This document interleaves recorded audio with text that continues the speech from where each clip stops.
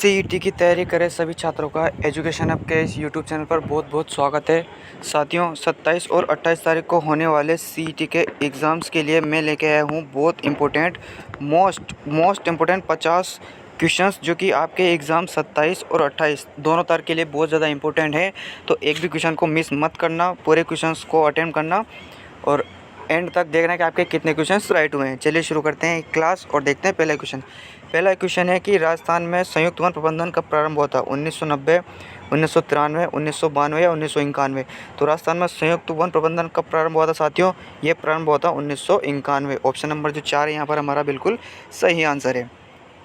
Next question है कि कर्क रेखा राजस्थान के किस जिले से होकर गुजरती है? बांसवाड़ा, चित्तौड़गढ़, कोटा, उदयपुर। बहुत ही इजी क्वेश्चन है, आप सभी को लगभग अच्छे तरह से याद होगा, लेकिन इसको अच्छी तरह से और याद कर लेना कि ये कितने जिलों से गुजरती है, किस दिशा से गुजरती है, कितने किलोमीटर गुजरती है। बाकी यहाँ पर जो हमारा सही आंसर होगा वो होगा बांसवाड़ा, और इसी के साथ में ये गुजरती है डूंगरपुर ज़िले से। ठीक है, ये दो चीज़ें आपको ध्यान रखनी है, डूंगरपुर ज़िले से और बांसवाड़ा ज़िले से। ऑप्शन नंबर ए बिल्कुल सही आंसर होगा हमारा यहाँ पे। अगला क्वेश्चन है, मरुस्थल विकास कार्यक्रम कब प्रारंभ हुआ था? 1973, 74, 74, 75, 77, 78 या 1999, 2000? तो मरुस्थल विकास कार्यक्रम और यह मरुस्थली का इसको रोकने के लिए जो कार्यक्रम चलाया गया था, ये कब प्रारंभ हुआ था साथियों? ये प्रारंभ हुआ था 1977, 78 में। ऑप्शन नंबर सी बिल्कुल करेक्ट आंसर है। और ये कितने ज़िलों में संचालित है? तो ये 16 ज़िलों में संचालित है। नेक्स्ट क्वेश्चन है, अगला क्वेश्चन है, निम्न में से कौन सी मृदा राजस्थान में कपास फसलों के उत्पादन हेतु सर्वाधिक उपयुक्त है?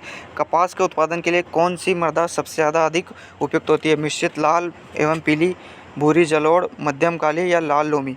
तो कपास के लिए कौन सी मृदा सबसे ज़्यादा उपयुक्त होती है? तो वो होती है मध्यम काली मृदा। और ये राजस्थान के किस क्षेत्र में पाई जाती है? ये पाई जाती है हाड़ौती में। यानी कि ऑप्शन नंबर जो 3 है यहाँ पर हमारा बिल्कुल करेक्ट आंसर होगा।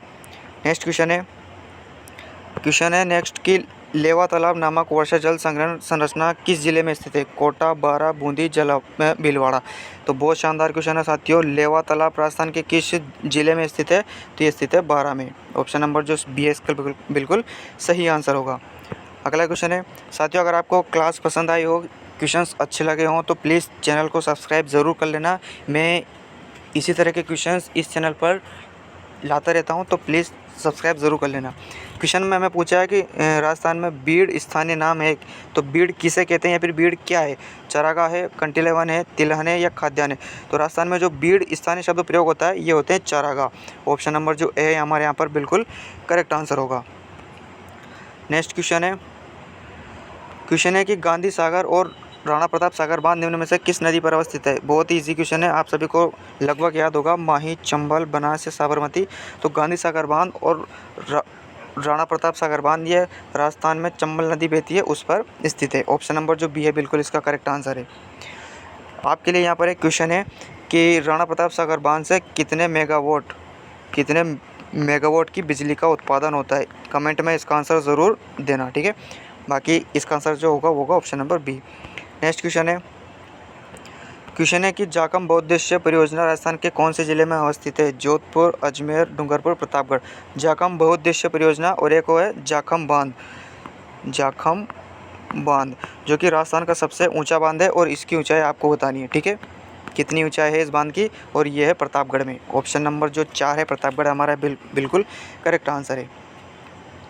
नेक्स्ट क्वेश्चन है, निम्नलिखित में से कौन सा वन क्षेत्र उड़न गिलहरी के लिए प्रसिद्ध है? बहुत ही शानदार क्वेश्चन है, अभ्यारण्य से हमें ये क्वेश्चन पूछा है। माउंट आबू, ताल छापर, केला देवी या सीता माता?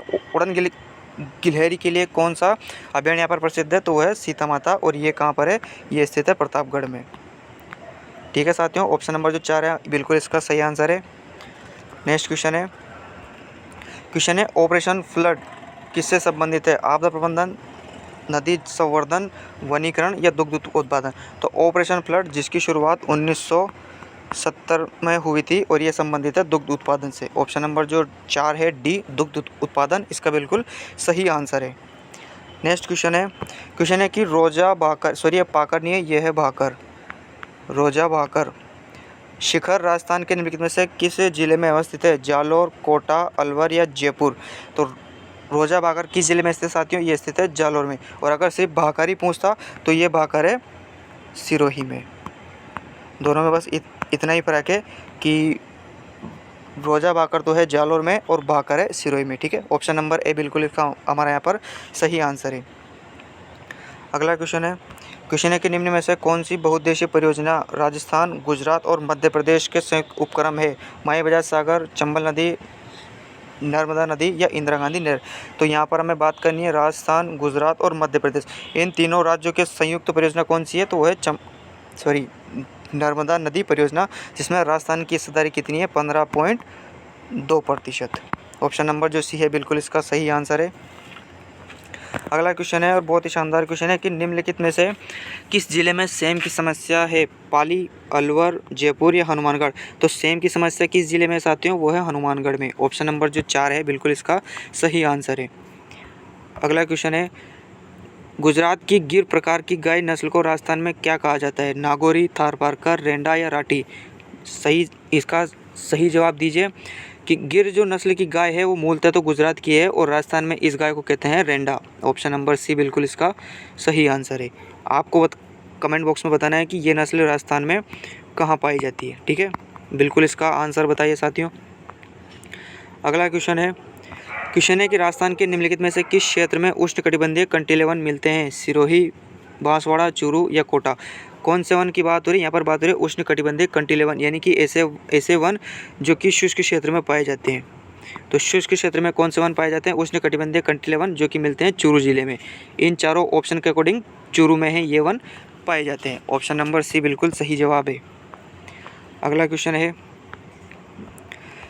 कि राजस्थान की निम्नलिखित झीलों में से कौन सी झील राष्ट्रीय झील संरक्षण कार्यक्रम NLCP इसका पूरा नाम है नेशनल लेक कंजर्वेशन प्रोग्राम के अंतर्गत नहीं आता है?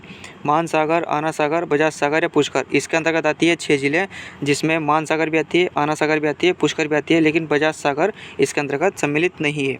तो ऑप्शन नंबर जो हमारा यहाँ 3rd है, बजाज सागर, इसका हमारा बिल्कुल सही आंसर है। नेक्स्ट क्वेश्चन है कि निम्नलिखित बेसिन में कौन सा उत्खात भूमि स्थलाकृति के लिए प्रसिद्ध है? Mahi basin, Chambal basin, Luni basin या घग्गर बेसिन। तो उत्खात भूमि स्थलाकृति के नाम से ही आपके मस्तिष्क में आना चाहिए चंबल नदी, चंबल के बीहड़। तो ऑप्शन नंबर जो बी होगा बिल्कुल इसका सही आंसर होगा। नेक्स्ट क्वेश्चन है थारपारकर एक नस्ल है। थारपारकर किसकी एक नस्ल है साथियों? बिल्कुल इसका जवाब दीजिए। ये पशु परिचर के लिए भी शानदार क्वेश्चन है। तो थारपारकर किसकी नस्ल है? भेड़, गाय, ऊंट या बकरी। तो थारपारकर जो नस्ल है ये एक गाय की एक नस्ल है। ऑप्शन नंबर बी जो इसका बिल्कुल करेक्ट आंसर होगा। अगला क्वेश्चन है नक्की झील अवस्थित है माउंट आबू, उदयपुर, राजसमंद या अजमेर। तो नक्की झील कहाँ पर अवस्थित साथियों? ये अवस्थित है option number 1 mount Abu. Mount Abu कहाँ पर है? सिरोही में।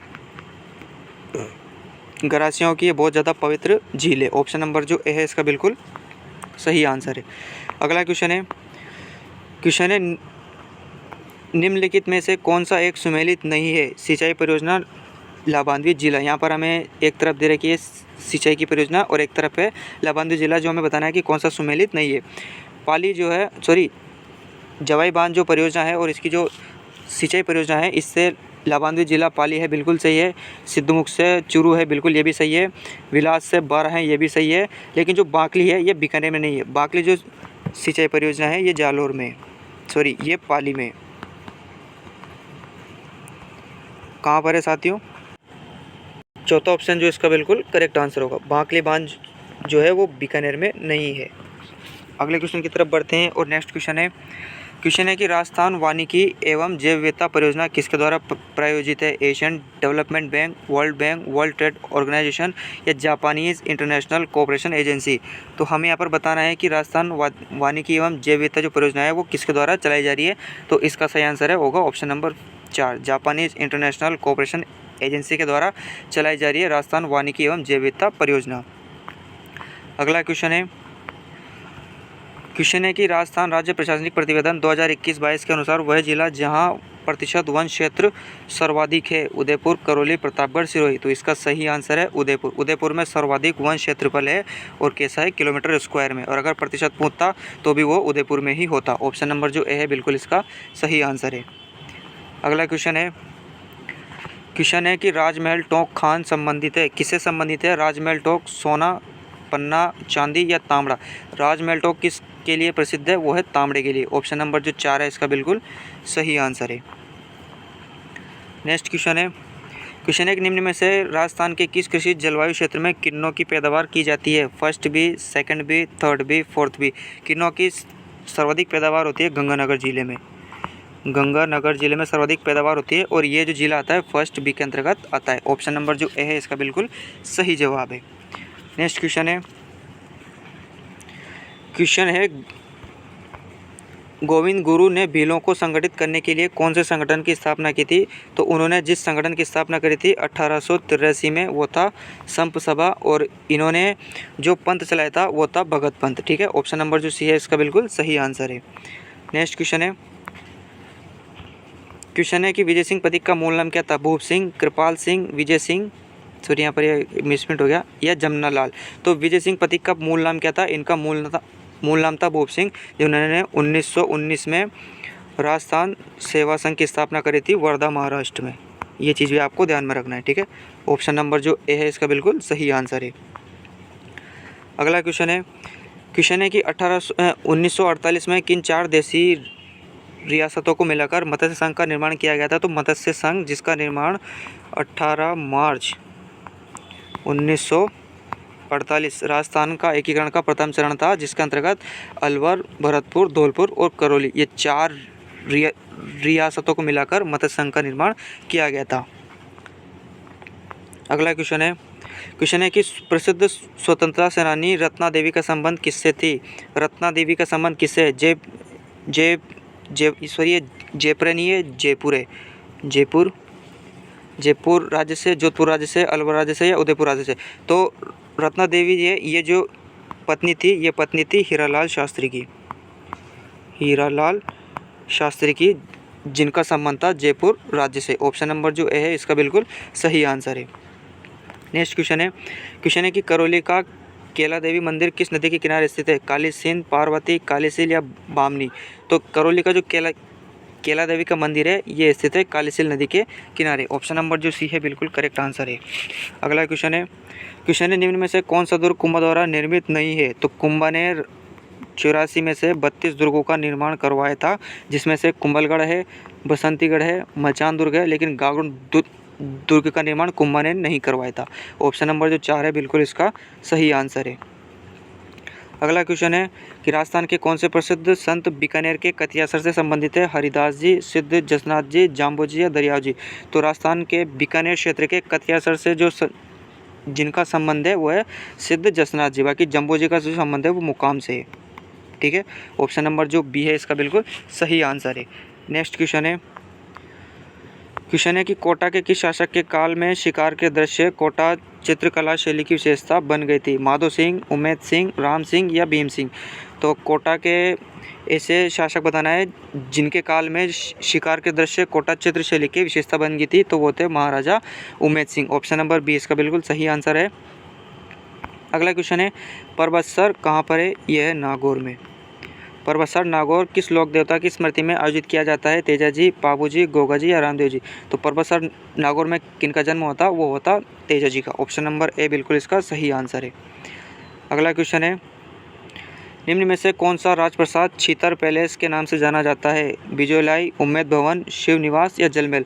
तो छीतर पैलेस यानी कि लाल पत्थर, छीतर पैलेस यानी कि ये एक प्रकार के पत्थर थे और ये जाने जाते थे उम्मेद भवन जो पैलेस है ये जाना जाता है छीतर पैलेस के नाम से, और ये स्थित है जोधपुर में। ऑप्शन नंबर बी बिल्कुल सही आंसर है। नेक्स्ट क्वेश्चन है, चांद बावड़ी कहाँ स्थित है? आमेर, सीकर, आभानेरी, भानगढ़? तो राजस्थान में चांद बावड़ियाँ 2 है, एक तो स्थित है आभानेरी में और एक स्थित है जोधपुर में। ऑप्शन में दे रखा है आभानेरी, बिल्कुल सही आंसर होगा option number C. Option number C बिल्कुल सही आंसर है।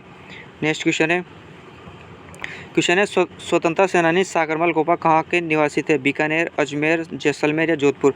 तो स्वतंत्रता सेनानी सागरमल गोपा का जो संबंध है वो है जैसलमेर से। ऑप्शन नंबर सी बिल्कुल इनका सही आंसर है। नेक्स्ट क्वेश्चन है, क्वेश्चन है कि 1857 की क्रांति का जो विद्रोह है वो प्रथम जो संघर्ष है वो कहाँ से प्रारंभ हुआ था? एरिनपुरा, नसीराबाद, डूंगरपुर या उदयपुर। तो इसका जो संघर्ष की शुरुआत हुई थी वो हुई थी 28 मई 1857 नसीराबाद से। 15वीं और 30वीं नेटिव इन्फेंट्री के द्वारा। बी इसका बिल्कुल सही आंसर है, नसीराबाद।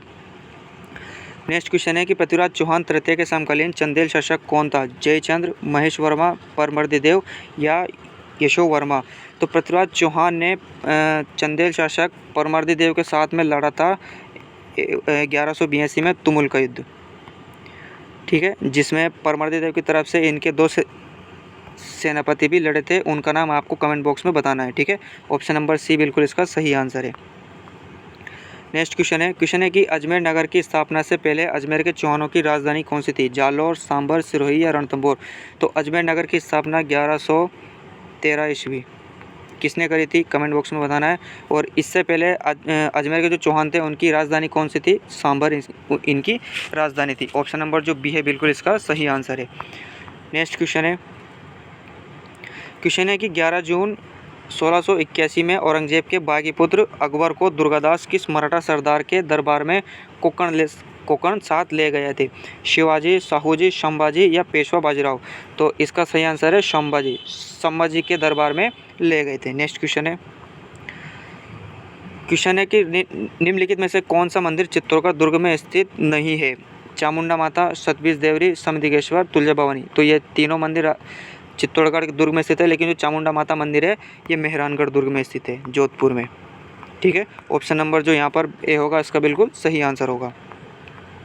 अगला क्वेश्चन है बीकानेर चित्र शैली में किस बीकानेर शासक के समय उस्ता परिवार ने हिंदू कथाओं के आधार बनाकर बहुत चित्र बनाए थे? करणी सिंह, राय सिंह, अनूप सिंह या जेत सिंह। तो अनूप सिंह के काल को ही कहते हैं बीकानेर चित्र शैली की शुरुआत भी इन्होंने ही करी थी, तो स्वर्णकाल भी इनको कह सकते हैं, ठीक है। तो ऑप्शन नंबर जो सी होगा इसका बिल्कुल सही आंसर होगा।